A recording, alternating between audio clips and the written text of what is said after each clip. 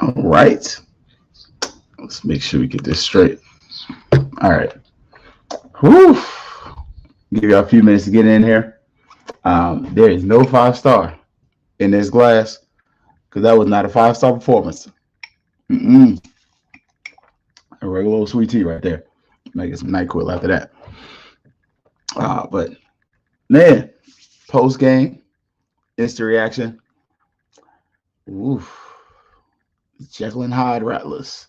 That's what I got for you right now, man. So, oof. It's still though. Oof, it's gonna be Fangs up. Yeah, baby, you know what time it is. Now let's get it started. Are you kidding me? Unreal! While our HBCUs are mostly known for academic rigor, community, they also know how to turn up. Does he have it? Yes, he does!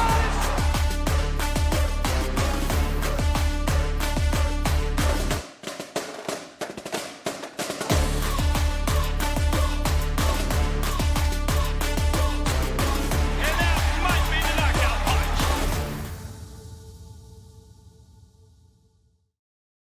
Good evening. Good evening. So instant reaction. Honestly, instant reactions are pretty much that. Like fast as I can get to it, I normally do.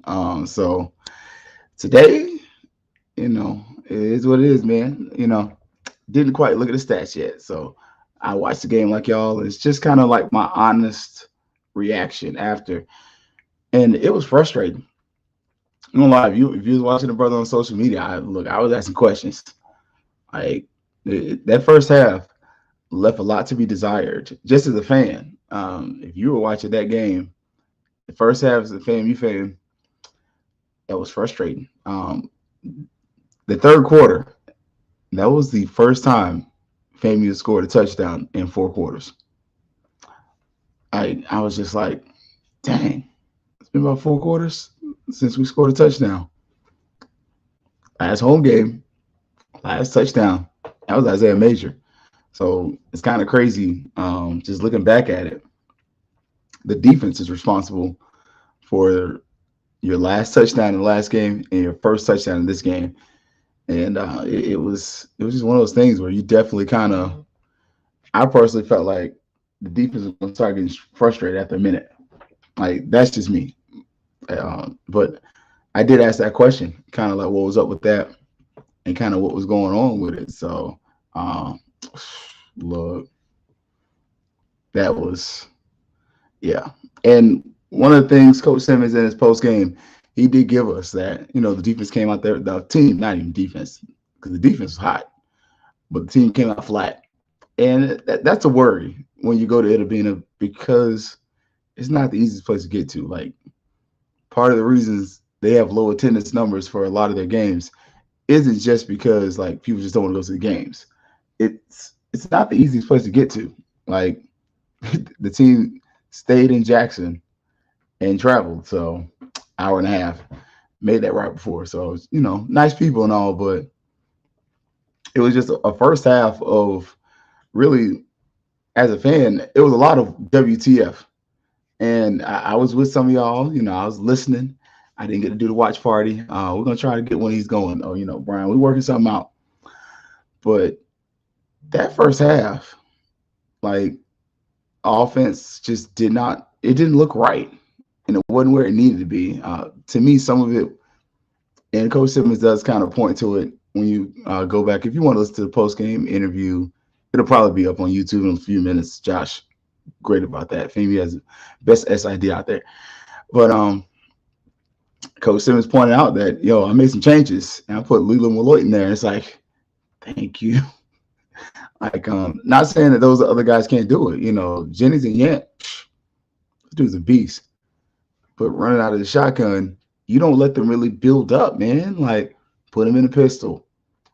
Or that formation where you're under the center. You can call it ace formation, whatever you want to. But the single back formation where Moose is under center, you have two receivers out there, or you just go tight and heavy. Man, when they get and running out of that formation, bro, and it happened today.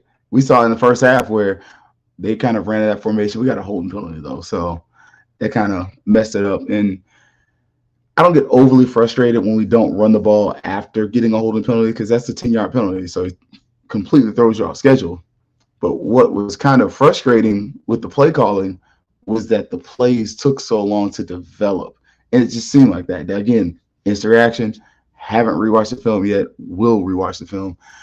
But it was just like, man, some of these plays take too long to develop. And I did catch Swope. I did catch him. And he had a point where it's like, put the guy in the best position to succeed. Man, we know Moose is a gunslinger. So, give him a check down, and that last pick, he didn't take the check down. So it's kind of like, dang it, man. You got to take a profit there. Like, I know you're trying to get it all back because you got the skills, but just dump it off, man. Let that man give him $5 and let him turn it into 25 for you. Like, you got that kind of talent around you, and you have that kind of ability as a quarterback to where you can share the ball, you can share the wealth. But it was a lot that didn't go right, and it wasn't all on Musa. Some of it was drop passes. We did see where early in the game, man, the drops were going around. Tight ends, receivers, it was a little bit of who's going to drop the ball next. And granted, yeah, I mean, Musa doesn't have a great game. 2 interceptions. But the second half, again, if I'm getting second half Musa from this game or second half Musa from the West Florida game, I'll take that every day. Now, Hyde, I don't want that. Like, Dr. Jekyll, sorry. Yeah, don't give me that Dr. Jekyll stuff in the first quarter. I don't want it. Like, and again, some of it wasn't on Musa. And I appreciate it. I appreciate one thing about Willie Simmons. He will wear it. Like, he'll say, hey, that's on me. Sometimes it is a little coach speak, but a lot of times he's seeing what you and I seeing. Like, I shouldn't have called that play. Yeah, my bad. But I think this is one of those games where in the moment I was super frustrated. But by the time we got to the second half, I started thinking, man, how much of this is like I don't want to put a lot on film because we should just blow these guys out. And granted, there were some injuries. He stated TJ Demas was starting the center and, shuffling along the offensive line. But within that, I'm still one of these guys. I don't need us running from the shotgun all the time. Not with big backs. And it to me, it slowed the game up. But we started to see on the other side, actually, I think Valley proved the point of why you stick to the run. Go back and look at that third quarter and the end of the second quarter. Valley had a nice little run game going against, I want to say, FAMU's like top 2 or 3 in the conference as far as run defense and run yards allowed, like lack of yards allowed. But look, Valley had their mojo going. Like, the quarterback wasn't that good, but this were a better team that you were playing against. Man, at halftime you have a deficit. That pick. Like, honestly, it was a bad play call to me. I didn't like it. Neither fourth down attempt. Even though the second one you did get, and that was a good play. Like, it was a good play call in itself, the second one. And it was a good pass by Musa as well. But that first one, I was like, man, just take 3 points. Like, and then the compounded by throwing a pick. Like, sometimes a pick on fourth down is a punt, but sometimes a pick on fourth down is a lost opportunity. And that was a lost opportunity. Like, you could have probably got 3 points out of that. Probably. I don't think their defensive line and their kicking team was so good that they would have just blocked your field goal attempt. They might have. But I can live with that over the interception. Now, granted, if you do get a touchdown off of that, then all of a sudden, you're a genius and you're a savant, which Willie Simmons is. I mean, he's actually a pretty good football mind. He was overly aggressive at times today. But you had one where it worked and one where it failed. So you kind of get that balance in there. And we saw this defense, man. This is the best defense that FAMU's had in a mighty long time. Like it's just it really is what it is, you know. And oof, preach. That's a word. That'll preach. We made this game harder than necessary. Absolutely. There was no reason that in the third quarter, this game should have been like that. Honestly, after halftime, if we were able to really push it, this game could have been out of hand. Like, you could have been sipping on your 5-star tonight. I'm not. It's regular sweet tea. Look, that wasn't a 5-star performance. I can't be celebrating like that. But you really did. And at some certain times, I felt like the defense may have started getting frustrated. I think I said that. And like I said, I asked Coach Simmons a question like, yo, how do you keep the defense from not getting frustrated at the offense for lack of productivity? And he stated Isaiah Major was telling the offense, we're going to score more points than you. And to be honest, in the last 4 quarters going up to halftime, he wasn't wrong. He was right. Defense 14, offense 0.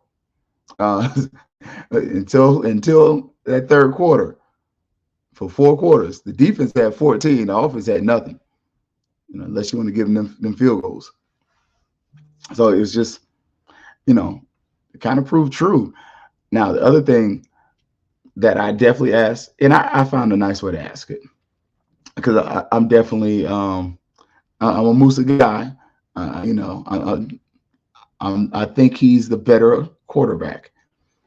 But you know, at the same point, look, I saw what you saw. I was like, especially that second pass. The first one, I wasn't mad at. I thought that was a bad play call. The second one, man, yeah, I was mad with y'all. I really was. Like, that didn't make any sense. Like, you had a running back in the flat to your right and I'm pretty sure you saw him, but you was like, nah, this dude can't cover like that. And that was a punt. You threw a pick that really was a punt. Like, you just flipped the field for the defense. Like, and it didn't make sense in the moment. You had a better option underneath. You're a better quarterback than that. Like, Moose can spin that thing. But we also started to see in the second half, I felt like the offense got back to what was working. And one of the things that has been working for FAMU's offense, if you really want to see what FAMU's offense can be, watch the Miami Dolphins. Like, go back and watch the last game. Not this one. Not the Valley thing. You can watch the second half of Valley and you start to see it. But watch once FAMU gets clicking against Alabama State. Similar with West Florida. Same thing with Jackson State. FAMU seems to get clicking offensively when its players are in motion. So when you watch the Dolphins, you'll see Tyreek Hill's in motion a lot. I told y'all about how the announcer during the previous game compared Jamarius Shareed to the Cheetah. I'll be honest. You got Riley. I'm just saying, you got 3-4 dudes that you can put in motion like that. Riley, Oxendine, my man Gassett, Jamarius Shareed. Like, that's 4 receivers that you could literally put in motion, and that helps the quarterback in so many ways. I saw a YouTube video because I like to study film a little bit. Like, I like to make sure I know how to break down defenses. So I like to study. I like to learn. I'm a nerd. And so I was watching, and it was what I thought. You know, they were explaining how when you put a man in motion, we all know that it helps you decipher what kind of coverage that the defense is in, whether it's man or zone. Additionally, when you're looking at the safeties. But the other part that they pointed out was how it allows your fastest player to get in motion and to get already up to and near his top speed. And it gives the receiver a noticeable advantage over the cornerback, which is part of the reason I hear me gripe about Terrell Jennings and Yant being sidecar in the shotgun because it doesn't allow them to get momentum going forward. They're running laterally or they're taking 2 steps opposed to where if they're already taking those 2 steps, you hand it to them, they're running forward at 200 some pounds. And that's part of why when you saw Leland Willoy start to kind of pick up in the offense click, it's because he's smaller, he's quicker. It's a difference between you taking a Corvette out there versus a Caravan. They can both go 120 miles an hour, but which one's going to take longer to get to that 120? Exactly. So it was that. And I think we didn't do a lot of that in the first half. Of course, we also dropped a lot of passes. But I also saw our tight ends were split out wide, which that's cool. But you start to see in the third quarter when the tight ends got brought back in a little more. That's when we get that touchdown to, I believe that was was it? Was that 18? Yeah. I think Goss and Gross. They both transferred from Florida State, and it's because the name's so close, and they both play like one's a tackle, one's a end, so they're right next to each other. But that's where you get one of those touchdowns off of, like tight formation, moves on the center, send the tight end running as really an underneath option, wide open. And he was the primary option in that play. Like, you go back and watch it. I kind of hit the rewind. Like, I didn't watch film, but I did hit rewind on that one. But you also saw, like, once FAMU was able to get its players and its receivers, especially speedy guys, it made a difference. Like, go back and look at that deep route. Forgot who caught it. He catches the ball, and all of a sudden, he hits the next gear, and the Mississippi Valley State corner pulls a hamstring. Like, mid-run, you can see Buddy, and that might have been Riley that caught that ball. And in mid-route, Riley turns to that next gear, and Valley's corner goes, "Oh, no, you don't." And you see him hit this, and all of a sudden you see him hit the Buddy got sniped. They got him in that back leg. He was trying, granted, to his credit, the Valley player was trying to, like, even though he was hurt, he had one leg and he was trying to get to the play. But FAMU speed's different. And you just got to give those guys a chance because you literally, like, you got dudes pulling hamstrings to keep up with some of our receivers. Like, and I put out a little group chat and I was dying laughing, and it wasn't laughing really at the man's pain as much as it's like, yo, FAMU's actually really fast. Like, I think we're discounting the speed that this team has. But we also saw more aggressive corner play. And, man, they got burnt. We got burnt a few times, like we did. And I think that's part of the reason we don't play as aggressive, trying to prevent that. But at the same point, man, those corners were starting to close in on some of those routes. Like, it was no joke out there. When you saw the football in the air, FAMU secondary was contesting. And I think that's something they're putting on film just to let Southern know, like, we're gonna try you. And that was a lot of what we saw defensively. Now, offensively, first half, I don't know what the heck that was. Second half, though, man, that's what I need. Like, we had a good mix of run. We had better pass. We also, again, the personnel changes were huge. Like, putting Leland Willoy in there, especially in that shotgun formation, and letting him be the running back to get those carries, it made the offense go. It added that, what I've been telling y'all about, that Bishop Bonnet factor, that fast back who can catch and run, and he's bigger than the Bishop. Not like huge wise, but he's bigger than Bishop Bonnet by a little bit, but he's still fast. Like, that was something that I think in the film, FAMU's going to want to go back to, especially going into the Southern game, because you're still going to have a talent advantage. Yeah, but it's not going to be as big. It's not going to be like where you could literally sleepwalk into the whole first half of a game and then walk out there and get 35 points and walk out like, oh, we won. Easy work. Like, you're not going to be able to do that against Southern, especially not there. This is going to be a place where they're going to play you tough. Dooley's still going to be Dooley, for whatever that means to you. But at the same point, Southern might start to kind of get their stride. Like this is not one of those games where you're going to be in there half stepping. It's going to be a game where you want to be on top of things. And in this game, we saw the Jekyll and Hyde Rattlers. We saw the first half where it was just like nothing could go right. Penalties, couldn't catch, turnovers. I mean, it snowballed. Uh, play calling wasn't the greatest, but some of that when I am looking at Willie's play calling is also determined on the down and distance. When you dropping passes, you just messed up what his next play was. So now he's got to find something else to try to get 10 yards. I get that. But at the same point, let's continue to give Musa that underneath option. Let's try to keep putting our receivers in motion. Like I think that's something that's going to give us an advantage over some of our opponents. And it's something about being the favorite.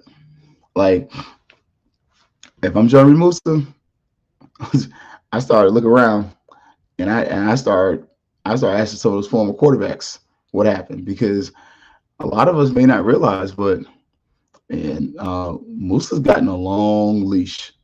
Like, and that's not trying to say anything against the guy. That's stating facts.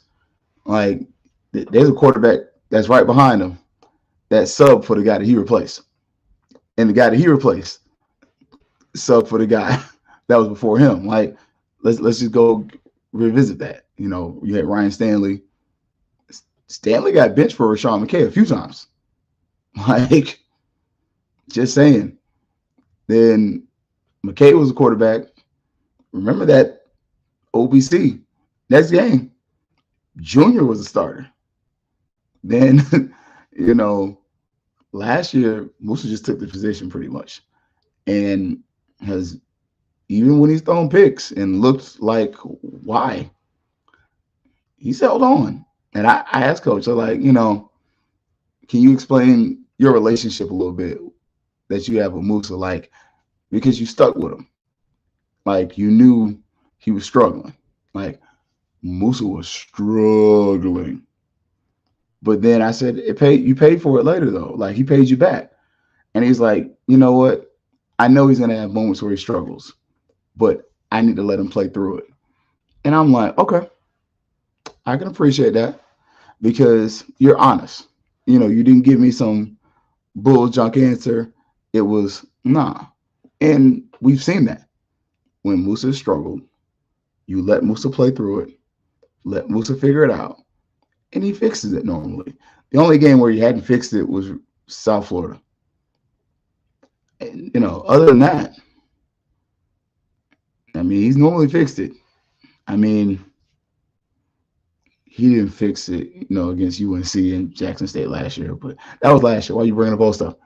But real talk, like the question had to be asked because, some of y'all want to ask, hey, did you think about putting Junior in the game? It's like,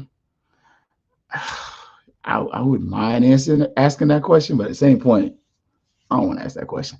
That's somebody else's question. But I will reword it and be like, explain your relationship because you can tell there's trust there.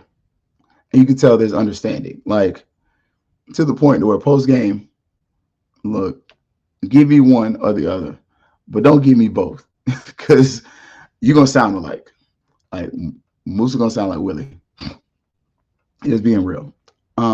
But at the same point, you can start to see where when Musa gets comfortable and he's starting to get comfortable with certain receivers, like look at where he hit Riley in this game compared to where he hit Riley in the West Florida game and the Jackson State game. That ball hit him in the hands. Like, even in the last game, that touchdown pass he threw, there was a lot of reaching and falling. Like, receiver, he brought that in. Yeah, this game, look, he hit that dude in stride. Like, he's figuring out the receivers. And that's the scary part for this offense. If FAMU's offense can get it together by season's end and be unscathed, we'll be tied to the rest of the conference. And it's going to be even more fun if we can get this in a celebration bowl, because let's not even lie about it. A&T looks good. I mean, Central, sorry. A&T looks like, but I mean, Central. It's a long night, long day. But Central looks good. And you could have the two best quarterbacks in HBCU football on the field within a couple weeks of each other, because they both got named to the postseason bowl already. So just kind of shows you like the respect that these guys have garnered, but also the talent they have. And look, I keep telling y'all, my quarterback's not a statue. Look, y'all saw Musa try to leave, escape the pocket, and slide.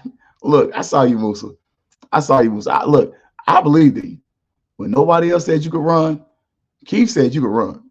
I said, hey, Musa's just trying to protect himself. He's trying to do his best for the team. If Musa get hurt, it's the team's chances of winning the SWAC, they diminish. But if Musa's back there, number 8, hey, it's good times. I told y'all, man. So Musa can run. Leave my quarterback alone. Leave my quarterback alone. But I do need you to check down to that receiver next time, especially in the running back to the right. Yeah, man, that dude was so open. When you see the film, you'll be throwing stuff.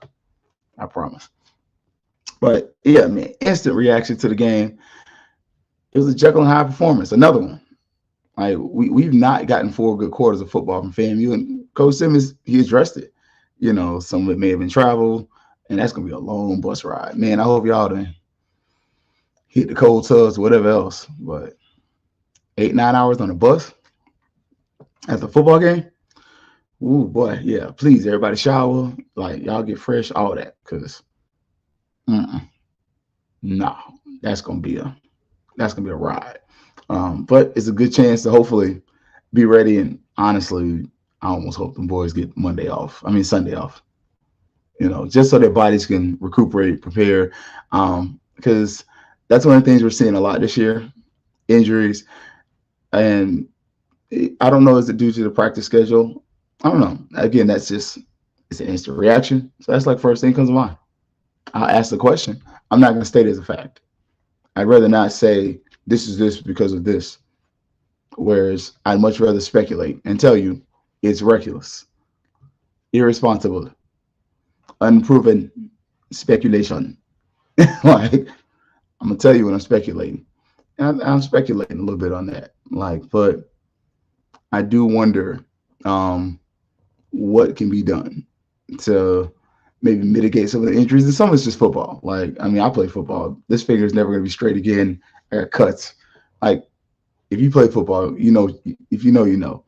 But what can be done to mitigate some of these injuries? What can be done to help going forward? And some of it's just rest. FAMU is due for a bye week. And, man, we got a lot of travel before we get there.